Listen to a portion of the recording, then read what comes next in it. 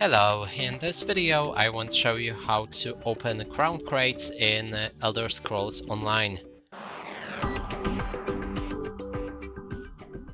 To do this, first we'll need to open our user interface. You can click on I on your keyboard.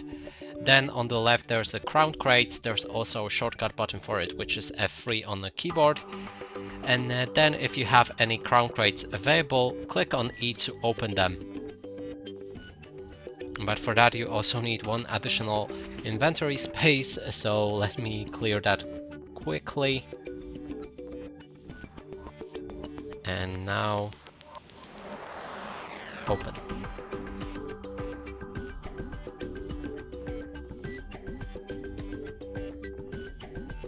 And nice, we even got a legendary one. And that's it for this video. Hope you like it. Please consider subscribing to our channel, leave a like and a comment below.